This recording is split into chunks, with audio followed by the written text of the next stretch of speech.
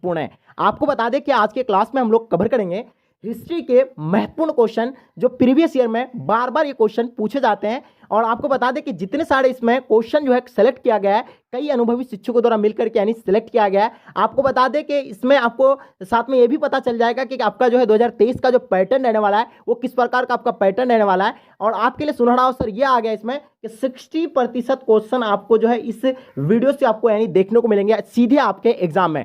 तो बहुत यानी आज का क्लास आपके लिए महत्वपूर्ण है, तो इसलिए कोई भी बच्चे जो है सो क्लास को मिस नहीं करेंगे और साथ में अपने दोस्तों को एक बार जम करके जरूर शेयर करें, क्योंकि आपके लिए हम इतना स्ट्रगल करके क्लास लेकर के आए तो ये आपकी रिस्पॉन्सिबिलिटी है। चलिए गाइस, सो एक बार जम करके अपने अपने दोस्तों को शेयर करेंगे और जो बच्चे नए हैं चैनल को सब्सक्राइब कर लीजिएगा, क्योंकि 2023 के एग्जाम के लिए हम लोग फ्री ऑफ कॉस्ट आपको यानी सभी सब्जेक्ट का यानी क्लास आपको हम प्रोवाइड करवाएंगे। तो चलिए गाइस, सो हम लोग शुरू करते हैं। आपको बता दें कि अभी आपका जो है पैटर्न चेंज हो गया है। पहले 100 ऑब्जेक्टिव हुआ करता था, लेकिन अब जो है 60 ऑब्जेक्टिव यानी पूछे जाएंगे। 60 प्रश्न में से किन्हीं 50 प्रश्न का आपको यानी OMR शीट पर आपको यानी चिन्हित करना होता है, राइट। तो चलिए गाइस, सो शुरू करते हैं। फर्स्ट क्वेश्चन आपके स्क्रीन पे जैसे आप देख पा रहे हैं कि हड़प्पा सभ्यता किस युग की सभ्यता है। पहला क्वेश्चन आपके स्क्रीन पे आ गया है, हड़प्पा सभ्यता किस युग की सभ्यता है। तो देखिए, जैसे कि आपको पता होगा हड़प्पा सभ्यता जो है कांस्य युग की सभ्यता है, तो इसका आंसर आपका जाता है यानी बी के साथ जाता है। Option B will be the right answer हो जाएंगे, ठीक है। चलिए नेक्स्ट क्वेश्चन आपके स्क्रीन पे, क्वेश्चन नंबर 2, हड़प्पा किस नदी के किनारे स्थित है। हड़प्पा जो है किस नदी के किनारे स्थित है। आपको पता होगा हड़प्पा जो है रावी नदी के किनारे है। हड़प्पा का खोज 1921 में दयाराम साहनी के द्वारा यानी किया गया था, ठीक है। चलिए नेक्स्ट क्वेश्चन को देखेंगे हम लोग। नेक्स्ट क्वेश्चन आपके स्क्रीन पे क्या आ गया है कि लोथल जो है कहाँ स्थित है। देखिए, ये क्वेश्चन बहुत ही वीवीआई क्वेश्चन है, जितने सारे आपको क्वेश्चन करवाएंगे सारा वीवीआई आपके एग्जाम के लिए, ठीक है।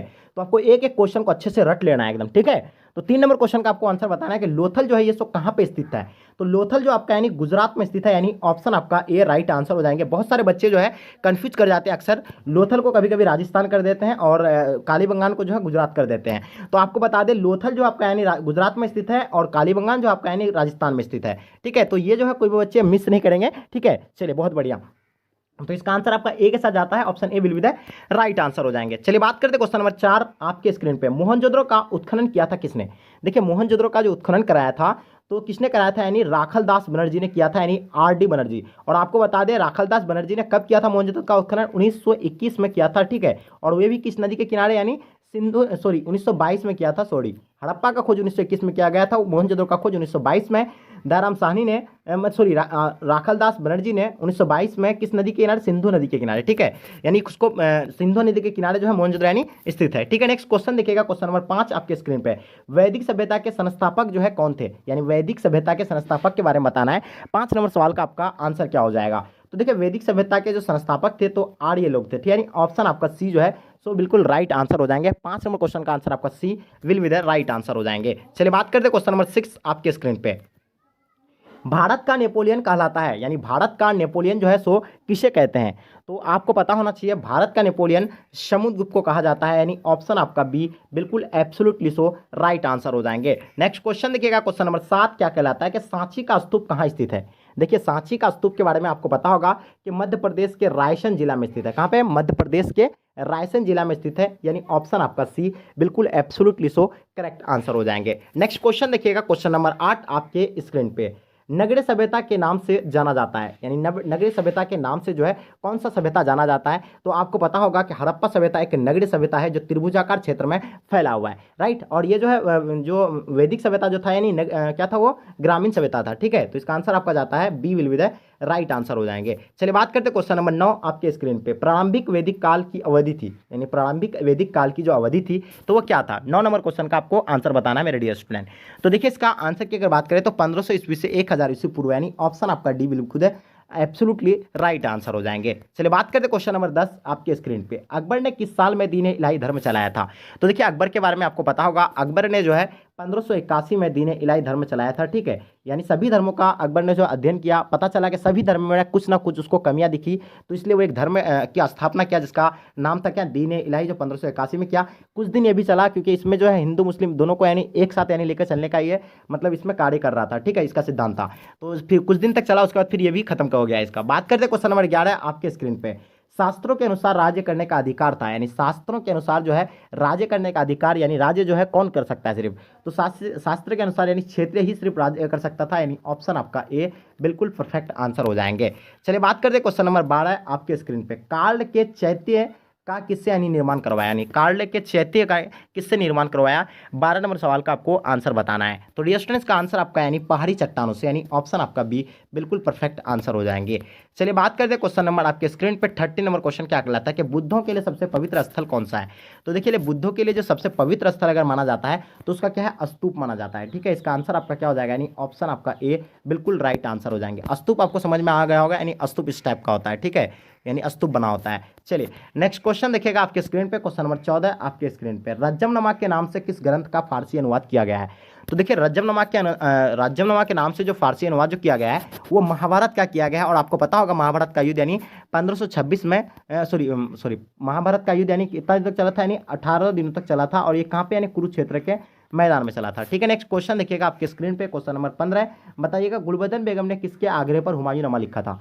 तो गुलबदन बेगम ने जो है किसके आग्रह पर यानी हुमायूंनामा लिखा था। हुमायूंनामा का लेखक जो है गुलबदन बेगम है, और इसका राइट जो है इसको यानी किसके आग्रह पर ये लिखा था, तो आपको पता होना चाहिए ये जो लिखा गया है यानी किसके, यानी अकबर के आग्रह पर हुमायूंनामा लिखा गया है। ठीक है, नेक्स्ट देखेंगे 16 नंबर क्वेश्चन, इसका तो आंसर आपको इसका अकबर पता हो गया। अब देखिए 16 नंबर क्या है कि विजयनगर राज्य की स्थापना जो है सो कब हुआ है। तो विजयनगर राज्य की स्थापना जो है हरिहर बुक्का ने 1336 में किया था, यानी ऑप्शन आपका इसका बी बिल्कुल राइट आंसर हो जाएंगे। चलिए बात करते हैं क्वेश्चन नंबर 17 आपके स्क्रीन पे, विजयनगर का महानतम शासक जो था यानी कौन था। तो देखिए विजयनगर का महानतम शासक आपको पता होगा कृष्णदेव राय थे, यानी ऑप्शन आपका B will be the right answer हो जाएंगे। चलिए बात करते हैं क्वेश्चन नंबर 18 आपके स्क्रीन पे, अबुल फजल कृत आईन अकबरी में मतलब किस शासक का वर्णन है, यानी अबुल फजल कृत आईन अकबरी में जो है किस शासक का यानी वर्णन है। 18 नंबर क्वेश्चन का आपको आंसर बताना है मेरे डियर स्टूडेंट, इसका आंसर आपका क्या हो जाएगा। तो इसमें जो है अकबर का यानी है ऑप्शन आपका बी बिल्कुल परफेक्ट आंसर हो जाएंगे। नेक्स्ट क्वेश्चन देखिएगा आपके स्क्रीन पे, क्वेश्चन नंबर 19 क्या कहलाता है कि अकबरनामा एवं आईन अकबरी के अनुवादक कौन है,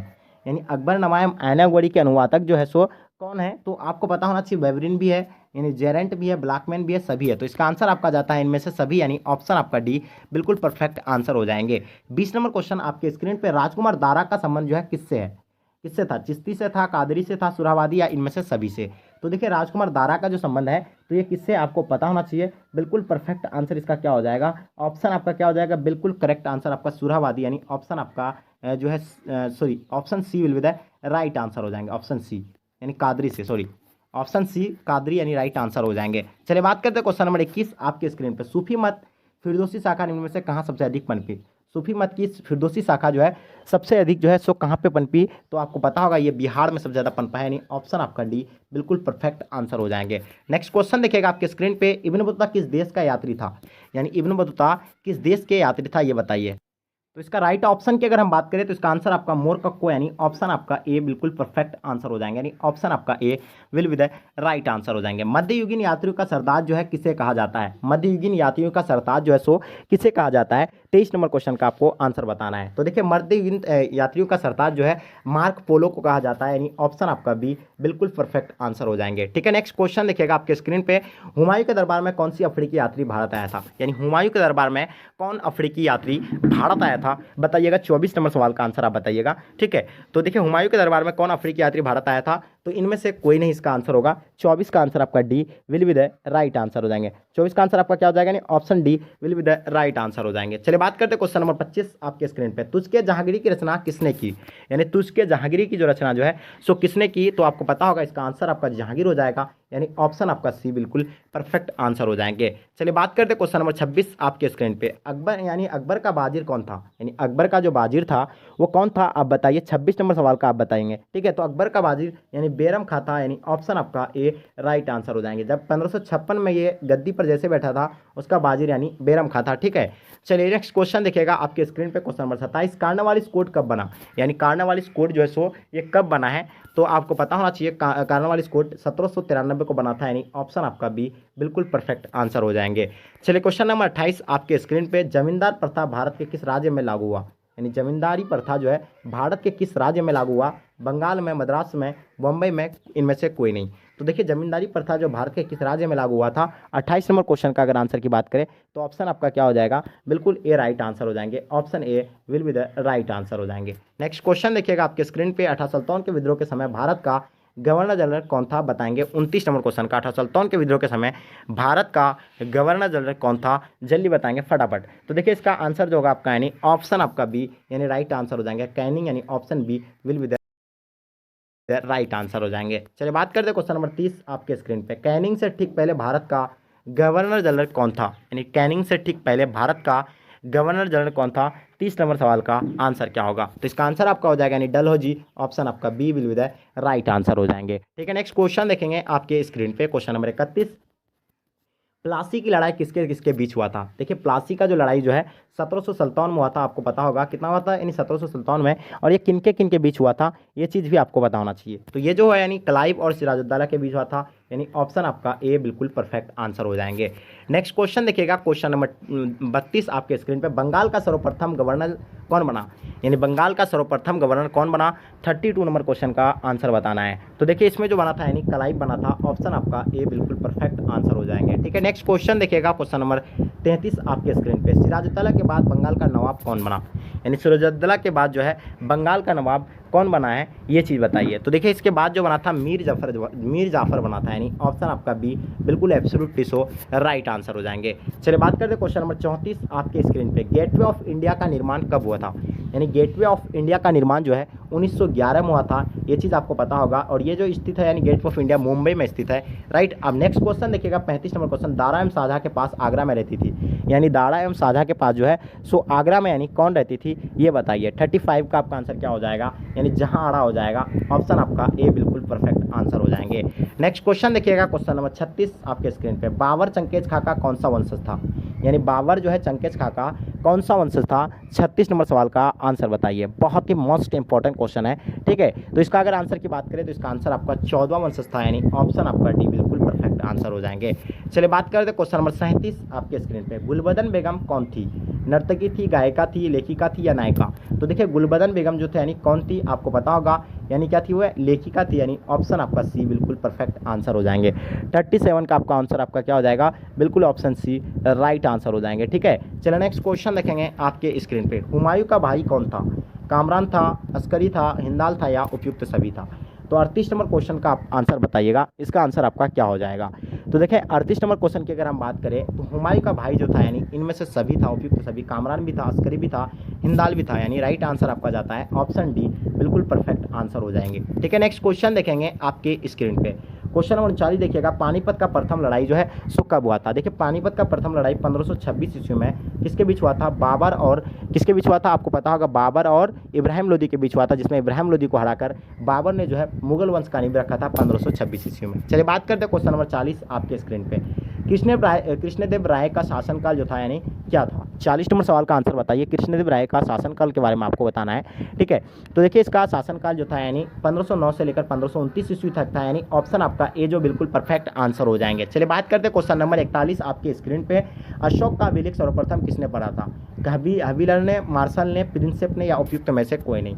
तो देखिए अशोक का अभिलेख सर्वप्रथम जो है सो किसने पढ़ा था? 41 नंबर क्वेश्चन का आंसर बताना है। तो देखिए इसका आंसर की अगर बात करें तो इसका आंसर आपका प्रिंसेप यानी ऑप्शन आपका सी बिल्कुल परफेक्ट आंसर हो जाएंगे। ठीक है, अशोक का अभिलेख सर्वप्रथम किसने पढ़ा था? यानी प्रिंसेप ने पढ़ा था, 41 का सी राइट आंसर हो जाएंगे। ठीक है, नेक्स्ट क्वेश्चन देखेंगे आपके स्क्रीन पे, गुप्त वंश का संस्थापक कौन था? यानी गुप्त वंश का संस्थापक के बारे में बताना आपको 42 का, तो इसका आंसर आपका हो जाएगा श्रीगुप्त राइट आंसर हो जाएंगे। गुप्त वंश का संस्थापक कौन था? यानी श्रीगुप्त राइट आंसर हो जाएगा। नेक्स्ट क्वेश्चन देखेंगे आपके स्क्रीन पे, क्वेश्चन नंबर 43 क्या कहलाता है कि हर्षवर्धन कहाँ का शासक था? यानी हर्षवर्धन के बारे में बताना, ये कहाँ के शासक थे? मथुरा का था या कन्नौज का था या सौराष्ट्र या उड़ीसा का? तो हर्षवर्धन जो थे यानी कहाँ के शासक थे? 43 का आपको बताना है। बहुत ही विवेक क्वेश्चन है आपके स्क्रीन में, ठीक है, जो दिख रहा है आपको ये सभी विवेक क्वेश्चन लेकर के आए। तो इसका आंसर की अगर बात करें, ठीक है, तो इसका आंसर आपका हो जाएगा यानी कन्नौज का था, यानी ऑप्शन आपका बी बिल्कुल परफेक्ट आंसर आंसर हो जाएंगे। चलिए बात करते हैं क्वेश्चन नंबर 44 अरबों की सिंह विजय कब हुई थी, यानी अरबों की जो है सिंह विजय यानी जो है सो कब हुई है, तो आपको पता होना चाहिए 712 ईस्वी में हुआ था, यानी ऑप्शन आपका डी बिल्कुल परफेक्ट आंसर हो जाएंगे। चलिए बात करते हैं क्वेश्चन नंबर आपके स्क्रीन पे 45 नंबर क्वेश्चन, गांधी जी ने अहमदाबाद से दांडी की यात्रा किस लिए किया था। देखिए गांधी जी ने जो है अहमदाबाद से जो दांडी की यात्रा जो किया था ये 1930 में, यानी काला कानून को मतलब सॉरी ये जो है नमक कानून को तोड़ने के लिए, ऑप्शन बी राइट आंसर हो जाएंगे, जिसको सविनय आंदोलन भी कहा जाता है। ठीक है, इसका आंसर आपका जो है 20 राइट आंसर हो जाएंगे। ठीक है, नेक्स्ट क्वेश्चन देखेंगे आपके स्क्रीन पे, गांधी इराविन समझौता जो सो है कब हुआ था। देखिए गांधी इराविन समझौता जो है आपका 1931 में हुआ था। ठीक है, 1931 से 1932 के बीच हुआ था। ठीक है, तो इसका आंसर आपका जाता है यानी बी राइट आंसर हो जाएंगे। 46 नंबर क्वेश्चन का आंसर आपका क्या हो जाएगा, बिल्कुल परफेक्ट आंसर आपका बी जो है सो राइट आंसर हो जाएंगे। चलिए बात करते हैं क्वेश्चन नंबर 47, दूसरा गोलमेज सम्मेलन कब हुआ था।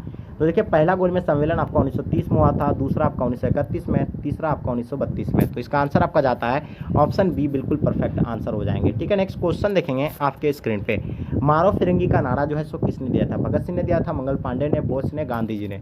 तो मारो फिरंगी का नारा जो है सो किसने दिया था, 48 नंबर सवाल का आपको बताना है। तो देखिए मारो फिरंगी का क्या नारा जो है मंगल पांडे ने दिया था, इसका आंसर आपका बी बिल्कुल परफेक्ट आंसर हो जाएंगे। चलिए बात करते हैं क्वेश्चन नंबर 49 आपके स्क्रीन पे, भारत की स्वतंत्र हुआ था, यानी भारत जो है स्वतंत्र जो है सो कब हुआ था। देखिए भारत जो स्वतंत्र हुआ था वो 1947 में हुआ था, इसका आंसर आपका ऑप्शन ए जो है सो राइट आंसर हो जाएंगे। ठीक है, नेक्स्ट क्वेश्चन देखेंगे आपके स्क्रीन पे, क्वेश्चन नंबर 50, स्वतंत्र भारत का अंतिम गवर्नर जनरल कौन था, यानी स्वतंत्र भारत का अंतिम गवर्नर जनरल कौन था, आपको पता होना चाहिए। 50 नंबर क्वेश्चन का आंसर आपका क्या हो जाएगा, जल्दी बताएंगे। बिल्कुल आपका आंसर सी राइट आंसर हो जाएंगे, सिराज गोपाचारी स्वतंत्र भारत का अंतिम जनरल गवर्नर कौन था। यानी अगर आपको देखिए यहाँ भारतीय अगर पूछता तब यहाँ आपको सिराज गोपाचारी होता, लेकिन इसका लॉर्ड माउंटबेटन आंसर होगा। अगर भारतीय अगर स्वतंत्र भारत का भारतीय अगर पूछता तब सिराज गोपाचारी होता, लेकिन यहाँ आपका भारतीय नहीं पूछा गया, इसका आंसर आपका होगा लॉर्ड माउंटबेटन, यानी ऑप्शन आपका बी बिल्कुल राइट आंसर हो जाएंगे। चलिए हड़प्पा सभ्यता युग में सावधान मतलब युगल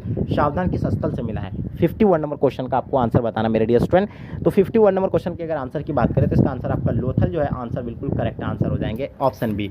नेक्स्ट क्वेश्चन देखिएगा क्वेश्चन नंबर 52, सिंधु घाटी सभ्यता किस युग की मानी जाती है।